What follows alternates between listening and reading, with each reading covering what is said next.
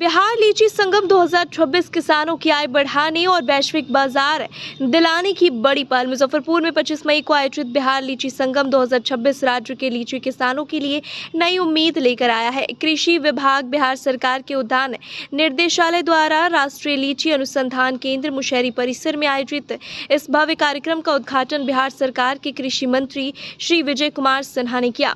कार्यक्रम का उद्देश्य बिहार की प्रसिद्ध शाही लीची को राष्ट्रीय ही नहीं बल्कि अंतर्राष्ट्रीय बाजारों तक पहुंचाना और किसानों की आय में वृद्धि करना है। बिहार देश का सबसे बड़ा लीची उत्पादक राज्य है।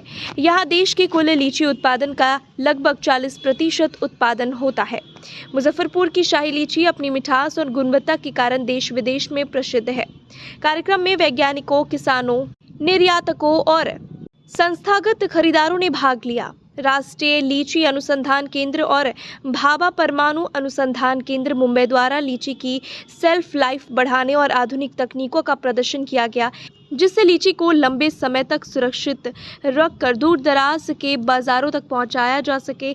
इस दौरान लीची आधारित उत्पाद जैसे जूस, पल्प और स्क्वैश को बढ़ावा देने पर भी जोर दिया गया। साथ ही बेहतर भंडारण, एयर कार्गो सुविधा और त्वरित परिवहन व्यवस्था विकसित करने पर चर्चा हुई। कृषि विभाग ने कहा कि सरकार एपीडा और अन्य संस्थानों के सहयोग से बिहार की लीची को यूरोप, ब्रिटेन, ऑस्ट्रेलिया और न्यूजीलैंड जैसे देशों के बाजारों तक पहुंचाने के लिए लगातार प्रयास कर रही है।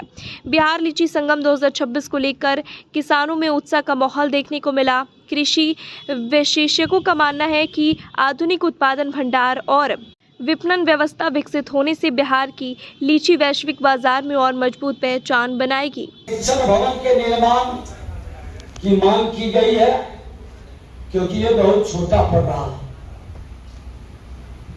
तो हम प्रयास करते हैं कि एक बड़ा,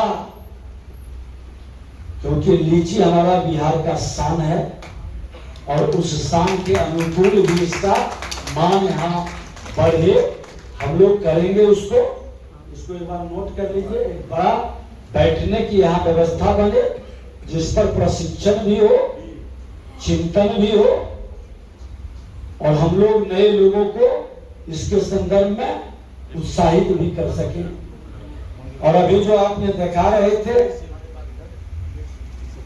कि स्पेन की आधुनिक तकनीक कटाई मशीन का लाभ बिहार के किसानों को पहुंचाया जाए, तो 28-29 को भारत सरकार में बैठक है।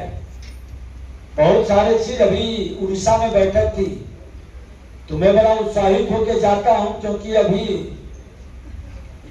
इस पाठशाला का नया विद्यार्थी हूं। तो नए विद्यार्थी को थोड़ा ज्यादा सीखने की ललक रहती है। अब दिक्कत होता है कि पढ़ाई हम पढ़ते हैं और क्वेश्चन आ जाता है दूसरे सब्जेक्ट का, तो एग्जामिनेशन उसमें शुरू हो जाती है, तो वो एग्जामिनेशन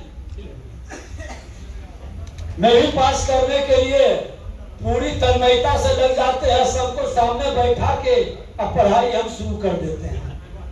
अब उस पढ़ाई में जो पढ़ाने वाले लोग हैं वही गड़बड़ाने लगते हैं और उनका पोल खुलने लगता है। उनकी खामी और कमी हमारे किसानों को, हमारे बिहारी के लोगों को रुलाने की मानसिकता जब उजागर होता है, तो मैं बकसता नहीं, फिर मेरा एक्शन शुरू होता है। और उस एक्शन से लोग परेशान होने लगते हैं, तो इसको दुर्भाग्य है या सौभाग्य? स्वभाव तो बदलता नहीं है, स्वभाव तो लोगों का मौसम जैसे अपने हिसाब से चलता है, तो मनुष्य का स्वभाव भी उसी हिसाब से बढ़ता है।